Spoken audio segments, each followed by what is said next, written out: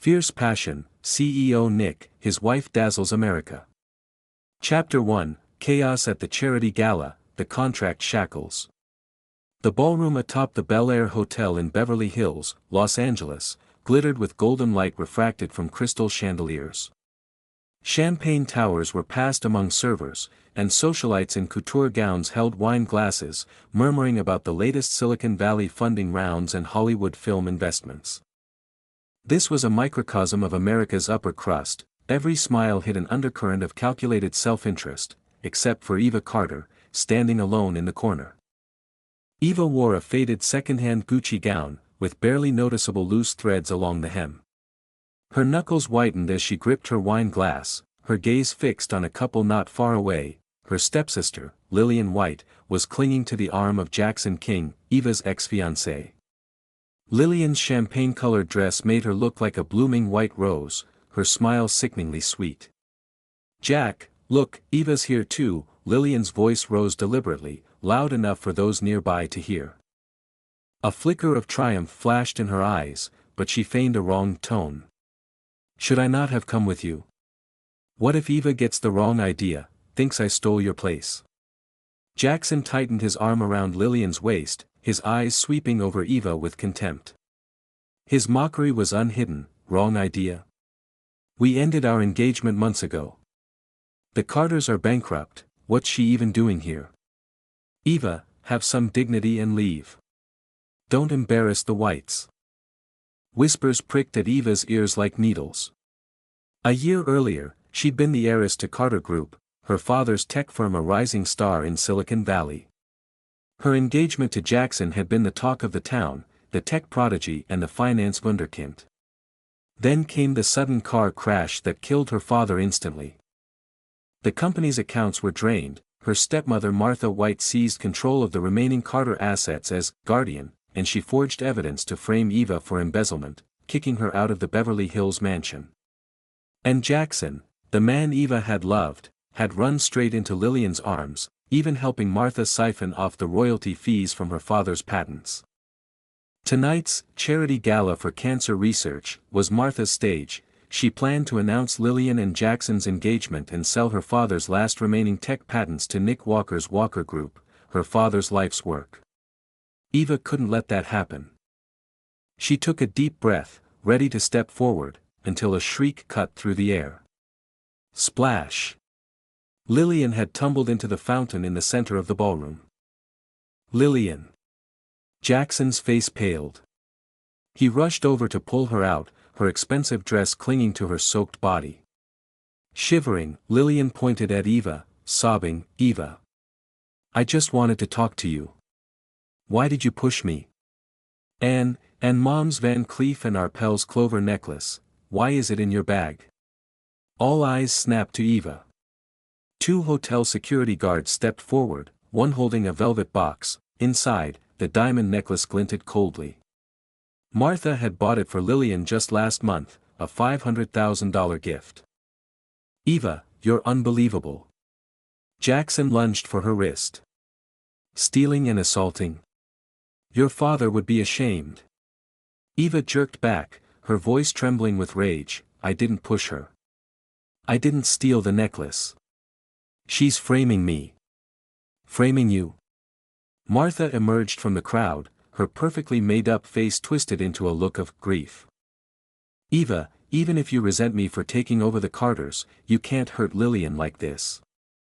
With all these guests here, do you want the world to know the Carter daughter's a thief?" Eva's heart sank. She knew Martha would have tampered with the cameras, and sure enough, Martha's assistant spoke up, "Apologies, everyone. The ballroom cameras malfunctioned tonight. We have no footage of the incident." At that moment, the ballroom doors swung open. A wave of icy tension washed over the room. Everyone fell silent, even holding their breath. There, in a custom-tailored black suit, stood a man nearly 6.5 feet tall. His deep blue eyes were as frigid as an Alaskan glacier, his features sharp as a Renaissance sculpture. This was Nick Walker, founder of Walker Group, a corporate empire spanning tech, real estate, and finance. No one in Silicon Valley dared call him by his first name, they referred to him only as CEO Nick. Eva froze. She'd met Nick once, last year, when her father had tried to partner with Walker Group, and he'd taken her to a Goldman Sachs gala. Nick had sat in the VIP section then, his gaze as cold as if he were staring at a spreadsheet, never sparing her a second glance. Nick's eyes scanned the room, pausing briefly on the soaking wet Lilian, his brow furrowed almost imperceptibly. Lilian latched onto this lifeline, Jackson's grasp, and stumbling toward Nick, sniffling, "Mr. Walker. I'm fine, really. I must have slipped." Eva didn't mean it. Her kindness only sealed Eva's guilt. Finally, Nick's eyes landed on Eva. There was no warmth in those blue depths, "Ms. Carter. Theft, assault. How do you propose we resolve this?" Eva's fists tightened, her nails digging into her palms. She knew Nick's power, one word from Walker Group, and she'd be blacklisted in Los Angeles forever. Worse, her mother, who lay in the hospital with a severe heart condition, would lose her treatment. Martha held her mother's health insurance card, threatening to cut off funds if Eva caused trouble. Tears stung her eyes, but Eva forced herself to meet Nick's gaze. "I didn't do it. But if you'll keep my mother's treatment going, I'll take responsibility for whatever you say." Nick seemed surprised by her bluntness. He raised an eyebrow, nodding to his assistant, who handed over a document. "Sign this. Be my personal assistant for 3 years. After that, I'll clear your name of all charges, and set you free." Eva stared at the words, "personal assistant." She knew it was just a polite term for debt collateral. But she had no choice, her mother needed her, and her father's name needed clearing. She bit her lip and scrawled "Eva Carter" across the page. The moment the ink dried, she knew she'd stepped into a cage named Nicholas Walker. Chapter 2, Troubles at the Beverly Hills Villa, Silent Protection. Nick's villa sat atop a hill in Beverly Hills, spanning nearly 10 acres. 3 limited-edition sports cars parked on the lawn, and the crystal chandelier in the living room was an antique auction from the Louvre. As Eva followed Nick inside, she felt like she'd stepped into another world, one as elegant as it was cold. George, the elderly butler, led her to a guest room on the 2nd floor, his tone respectful but distant. "Ms. Carter, this is your room. Mr. Walker's suite is on the 3rd floor, you may not enter without his permission. Your duties: prepare breakfast at 6 a.m., Mr. Walker refuses onions and cilantro, his coffee must be hand-brewed, exactly 185 degrees Fahrenheit, organize his study each morning, books sorted by subject, documents filed by date, manage his personal emails in the afternoon, and stand by outside his meeting room, bringing him a glass of warm water every hour." The list of rules was endless, harshly unforgiving. But Eva didn't complain, she needed this job, needed Nick's help. In the days that followed, Eva began her life as Nick's debt collateral. She woke at 5:30 a.m., had breakfast on the dining table by 6, spent the morning organizing the study, sat in the living room corner answering emails in the afternoon, and waited up at night to make Nick's bedtime warm milk. Even so, Lilian wasn't done tormenting her. On Wednesday afternoon, Eva was sorting Nick's tech patent documents in the study when the doorbell rang. George opened it, and Lilian walked in carrying a thermos, her pink dress making her look like a Barbie doll. "Uncle George, I brought soup for Mr. Walker. He's been so busy with the tech company acquisition, he must not be eating well." She strode over to Eva, lowering her voice so only the two of them could hear. "Eva, don't delude yourself. He's just using you as a maid. Once he gets tired of you, he'll toss you back into the ghetto. Jack bought me a Hermes bag yesterday, we're getting engaged next month. Enjoy watching us be happy." Eva's fingers crumpled the document in her hand. She looked up, her voice cold. "Mind your own business.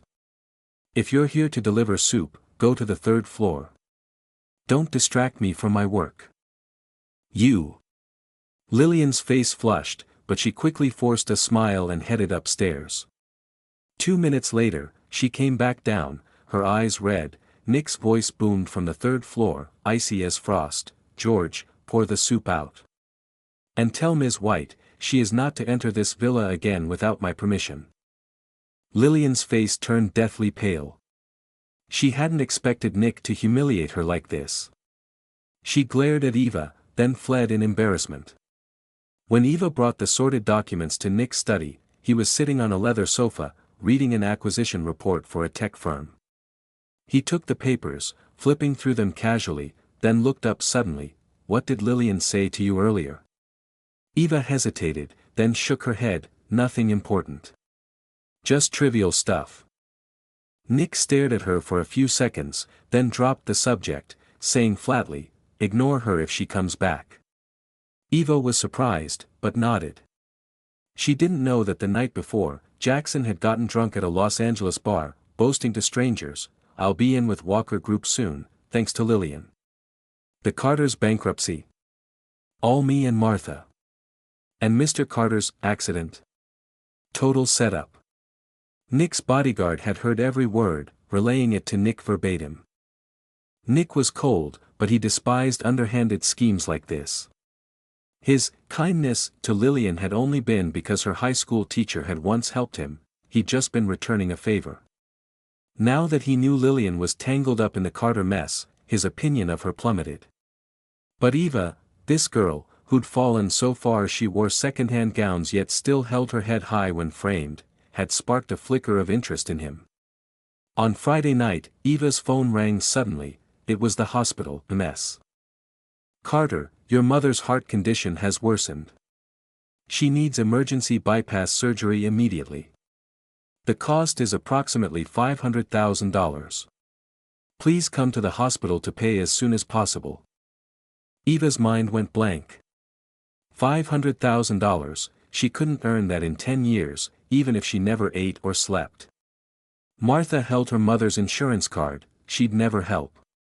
After a long hesitation, Eva finally knocked on Nick's study door. "Come in." She pushed the door open, twisting the hem of her dress nervously. "Mr. Walker, my mother needs surgery. I don't have the money. Can you lend it to me? I'll extend my debt, 5 years, 10 years, whatever you want." Nick looked up, his blue eyes showing no emotion. He picked up his phone, dialing a number. Cedars-Sinai Medical Center. "This is Nicholas Walker. For Eva Carter's mother, arrange the best cardiac surgeon. Bill all expenses to my account." He hung up, then looked at Eva. "You can go to the hospital now." Eva froze, tears spilling down her cheeks. "Thank you, Mr. Walker, thank you." "No need for thanks," Nick avoided her gaze, returning to his papers. "Remember, you owe me even more now." Eva knew he wasn't being kind, but gratitude still swelled in her chest. She wiped her tears, bowed deeply, then rushed to the hospital. As she left, Nick picked up his phone again, calling his assistant. "Investigate Mr. Carter's car crash last year, and every detail of Carter Group's bankruptcy. I want a report on my desk by tomorrow morning." Chapter 3, The Fake Pregnancy Farce, First Counterattack. Eva's mother's surgery was a success. After 3 weeks at Cedars-Sinai Medical Center, she was finally well enough to leave. Eva rented a small apartment in Los Angeles' Koreatown, just over 400 square feet, but it was a safe place for her mother to recover. In those weeks, Nick's attitude toward her had softened slightly. He no longer spoke to her with icy indifference. He occasionally asked about her mother's recovery, and even had George bring her a cup of hot cocoa when she stayed late organizing documents. Eva found it odd, but didn't overthink it. She just wanted to pay off her debt and clear her father's name. But Lilian wasn't ready to let her be. On Monday morning, Eva had just set out breakfast when the villa door burst open. Lilian walked in, arm in arm with a man in a white lab coat, holding a medical report. She wore a shy, nervous smile. "Mr. Walker. I'm pregnant. The baby is yours." Nick's silver fork paused midair. His blue eyes turned frigid. "What did you say?" "I'm pregnant." Lilian held out the report, her voice trembling with fake tears. At your birthday gala, we had too much to drink. Something happened. I didn't want to say anything, but I went to the doctor yesterday, and... Mr. Walker, I know I'm not good enough for you, but this baby... Eva stood frozen, her face pale. She remembered Nick's birthday gala clearly. He'd spent the entire night talking to Silicon Valley investors, never once being alone with Lilian. This was a lie, a fake pregnancy to frame him. Nick picked up the report, his eyes glancing at the hospital name, White Private Clinic. He remembered it was run by Martha's distant cousin. Forging a pregnancy test would be child's play. Just then, Lilian clutched her stomach, swaying unsteadily. She looked at Eva. Eva, I know you like Mr. Walker, but you can't push me just because you're jealous I'm pregnant. My stomach hurts so bad, what if something happens to the baby? With that, she collapsed to the floor. Lilian. Martha burst through the door, catching Lilian in her arms.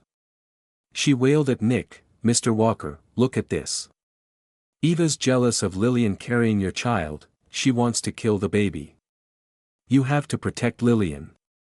Nick's gaze turned to Eva, his blue eyes sharp with accusation. Did you push her? Eva shook, her heart aching as if cut by a knife. She shook her head, her voice urgent. I didn't. I never touched her. She fell on her own. She's framing me. Framing you? Martha scoffed. Eva, you're still lying even now. Lilian's carrying Mr. Walker's child, you want to ruin her life. Mr. Walker, you can't let her get away with this. Nick stared at Eva's pale face, then at Lilian, writhing in pain, on the floor. After a long silence, he told George, lock Miss Carter in her guest room. She is not to come out without my permission. Mr. Walker. Eva couldn't believe it, he still believed Lilian's lies. George looked but obeyed, locking Eva in her room. Eva sat on the cold floor, tears streaming silently. But crying wouldn't help, she couldn't let herself be wrongfully accused, couldn't let Lilian's scheme succeed. She thought of Lucy, a nurse she'd met at Cedars-Sinai. Lucy's daughter had once received a scholarship from Eva's father, and Lucy had always been grateful to her. Eva pulled out her phone, calling Lucy. Lucy, I need your help. Lilian forged a pregnancy test at White Private Clinic. Can you find out her real medical records? Lucy agreed without hesitation. Eva, wait for my call. My cousin works as a nurse at White Clinic, I'll have him check. An hour later, Lucy called back, her voice furious. Eva, that Lilian isn't pregnant at all. My cousin said she came in yesterday, but the test results showed she's not even ovulating. She paid a doctor to fake the report. And my cousin saw her meeting a man every day lately, her ex-boyfriend, not Mr. Walker. Eva felt a huge weight lift off her chest. She called Nick's assistant immediately. At first, he refused to pass the message along, but after Eva begged repeatedly, he finally agreed to send Nick the audio recording and screenshots. Soon, the guest room door opened. Nick stood in the doorway, his face darker than a storm. You say Lilian's lying about the pregnancy, where's the proof? Eva played Lucy's audio recording and showed him the screenshots of Lilian's real test results. Nick listened to the recording, then stared at the screenshots. The coldness in his blue eyes threatened to overflow. He turned and walked to the living room. Lilian was still resting on the sofa, pretending to be weak. When she saw Nick, she feigned a painful expression. Mr. Walker, my stomach still hurts, is the baby okay? Nick walked over, dropping his phone onto her lap. His voice was ice cold. Lilian. Explain this. When Lilian saw the recording and screenshots, her face turned as white as a sheet. She stammered, unable to speak. Martha panicked, stepping forward. Mr. Walker, this is a forgery. Eva made this up to frame Lilian. Forgery. Nick scoffed. The clinic director is my college classmate. I've already confirmed it. Lilian, you faked a pregnancy to frame Eva, and you dared to lie to me. What do you think I should do with you? Lilian fell to her knees, sobbing and begging, "Mr. Walker, I'm sorry. I just love you so much, I was scared you'd reject me. Please forgive me. Eva, I'm sorry." Lilian turned to Eva, tears and snot mixing on her face. "Please help me beg Mr. Walker to forgive me." Eva looked at her disgusting display, feeling no sympathy. "Lilian, how many times have you framed me? This time, you have to take responsibility for your actions." Nick looked at Lilian with utter disgust. He told his assistant, "Escort these two out.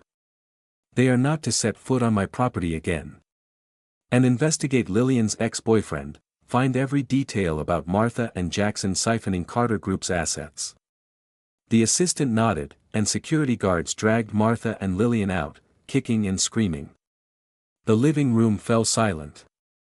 Nick turned to Eva, a faint note of apology in his blue eyes. "I'm sorry. I misjudged you earlier." It was the first time Nick had apologized to her. Eva froze, her heart a jumble of emotions. "It's okay. I know you were tricked too." Nick stared at her for a moment, then said suddenly, "My assistant is investigating your father's crash. We'll have results soon." Eva's head snapped up, hope shining in her eyes. "Really? Thank you, Mr. Walker." As he watched the light in her eyes, a tiny, almost imperceptible smile tugged at Nick's lips. He was starting to care about this girl, more than he'd expected. Chapter 4, The Truth About Her Identity, Joining Forces for Revenge. Nick's assistant worked fast. 3 days later, he placed a thick file of evidence on Nick's desk. The report revealed Martha and Jackson had been colluding for years. While Eva's father was ill, they'd secretly drained the company's accounts and sold his core tech patents to competitors at rock-bottom prices. Worse, the car crash hadn't been an accident. Jackson had bribed a truck driver to stage it, determined to take full control of Carter Group. And Lilian? She wasn't Martha's biological daughter at all. Martha had adopted her from an orphanage, planning to use her to claim the Carter inheritance someday. Eva held the report, her hands shaking. Tears poured down her face. She'd never imagined Martha and Jackson could be so evil, so ruthless for money that they'd kill. Nick watched her grief, a rare twinge of discomfort in his chest. He stepped over, placing a gentle hand on her shoulder. "Don't grieve. We'll make them pay." Just then, Nick's phone rang. He answered, and a deep, elderly voice came through. "Is this Nicholas Walker?" "This is Richard Harper. I need to talk to you about Eva Carter." Nick froze. Richard Harper, founder of Harper Capital, a Wall Street legend controlling billions in assets. Why would he call about Eva? "Mr. Harper, it's an honor," Nick said politely. "How can I help you?" "Eva is my biological daughter," Richard said, urgency in his voice. "I've been searching for her for 25 years. I finally found her. Walker, I know Eva's in trouble. I need you to keep her safe. I'm in New York now, flying to Los Angeles tomorrow. We'll talk in person then." Nick stared at Eva in shock. Eva had heard the conversation too. Her face was a picture of disbelief. She had a biological father. And he was someone as powerful as Richard Harper. After hanging up, Nick told Eva what Richard had said. Eva sat in stunned silence for minutes, then burst into tears, this time, tears of joy. The next afternoon, Richard Harper arrived at Nick's villa. He wore an expensive custom suit, his hair silver but his eyes sharp. When he saw Eva, his eyes filled with tears. He rushed over, taking her hands in his trembling ones. "My baby. I'm your father. I'm so sorry I was late. I'm sorry you suffered so much." Eva looked at this stranger who shared her blood, her heart overflowing with confusion and grief. Finally, she whispered, "Dad," and threw herself into his arms, sobbing. Richard held her, patting her back gently as he cried too. When Eva calmed down, Richard explained the truth. 25 years ago, your mother Elizabeth and I were Harvard classmates. We got engaged after graduation. But Harper Capital was just starting out. I was framed by a competitor, facing jail time. I had to flee to Europe overnight. I didn't know Elizabeth was pregnant. By the time I cleared my name and returned, she was gone. Later, I learned she'd married the kind Mr. Carter to protect you. I've searched for you ever since. Only last month did I hear about Mr. Carter's death, and find you." Eva's confusion faded. She looked at Richard, her voice breaking. "Dad, Martha and Jackson killed Mr. Carter. They stole his company. We have to make them pay." "Of course, baby," Richard's eyes hardened with resolve. "No one hurts my daughter and gets away with it. Nick, thank you for taking care of Eva. Now, we work together. We'll get justice for Eva." Nick nodded. "I have evidence of Martha and Jackson embezzling assets. We just need proof they bribed the truck driver. Then we can put them in jail." Richard smiled. "I already have that proof."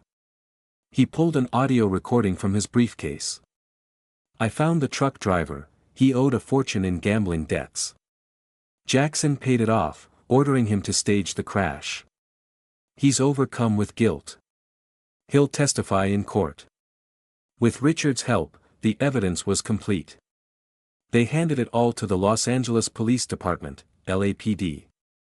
When Martha and Jackson heard the news, they panicked. They tried to destroy evidence, even planning to flee to Mexico. But Richard had laid a trap. He'd asked Harper Capital's security team to monitor airports and borders. The LAPD arrested Martha and Jackson as soon as they reached LAX. In court, faced with irrefutable evidence, recordings, bank statements, the driver's testimony, Martha and Jackson had no defense. In the end, Martha was sentenced to life in prison for embezzlement and accessory to murder. Jackson got the death penalty for first-degree murder and fraud. California has the death penalty, though executions are rare, effectively a life sentence without parole. Lilian, guilty of embezzlement and forgery, got 3 years. When the judge announced the verdict, Eva stood outside the courthouse, looking at the Los Angeles sky. Tears rolled down her cheeks, this time, tears of relief. Mr. Carter's name was cleared. The people who'd hurt her were punished. Nick walked over, taking her hand. "It's over. Everything will get better now." Eva looked at him, a genuine smile on her face, her first in years. "Yeah. Everything will get better. Thank you, Nick. Thank you, Dad." Richard joined them, patting Eva's shoulder. "From now on, Dad's here to protect you. And you and Nick." He gave Nick a meaningful look. Nick understood immediately. He squeezed Eva's hand, his voice firm. "Mr. Harper, I love Eva. I want to spend the rest of my life with her. I'll take care of her, always." Eva's cheeks turned pink. She looked into Nick's blue eyes, her heart full of sweetness. She'd finally found someone she could trust, someone who would stand by her. Chapter 5, Rising to Success, Finding Forever. With Martha and Jackson behind bars, Eva didn't dwell on her past pain. She remembered her college major, fashion design, and the internship she'd had at New York Fashion Week. That had been her dream. Now, she had a chance to chase it. Richard gave her startup funds. Nick used his connections to introduce her to Hollywood stylists and fashion magazine editors. Eva opened a fashion design studio in Los Angeles' Arts District, naming it Eva and Time. At first, the studio had only 3 people, Eva and 2 graduates from the Fashion Institute of Technology. Eva worked around the clock, sketching designs, picking fabrics, meeting clients. Whenever Nick had free time, he'd visit the studio, helping with finances or bringing her favorite New York cheesecake when she pulled all-nighters. Eva's designs were unique. She blended Silicon Valley's tech aesthetic with Los Angeles' retro vibe, using recycled fabrics to create couture gowns. It was eco-friendly and stylish. Soon, Hollywood actresses were taking notice. 3 months later, Oscar-nominated actress Emily Jones reached out, asking Eva to design her red carpet gown for the Academy Awards. It was a huge challenge, and a chance to prove herself.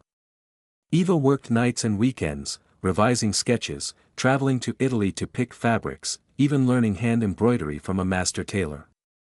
Nick stood by her, encouraging her, "Eva, your designs have soul. Trust yourself." On Oscar night, Emily stepped onto the red carpet in Eva's creation, a silver gown with a 3D printed skirt, adorned with thousands of tiny Swarovski crystals. Under the lights, it sparkled like the Milky Way. Cameras flashed wildly. Overnight, Eva's name was everywhere in the fashion world. After that, more Hollywood stars commissioned gowns from her. Eva and Time became the most sought-after design studio in Los Angeles. Eva launched a ready-to-wear line focused on sustainability. It sold out within hours of its release. As her career soared, Eva and Nick's relationship deepened. Nick was no longer the cold CEO. He remembered she hated cilantro, rented out an entire Hamptons estate for her birthday, and was always the first to help when she faced a problem. Eva opened up completely, letting him into her heart. One day, Nick took Eva to his Hamptons beach estate. The grounds were covered in white roses, her favorite. A yacht waited on the water in the distance.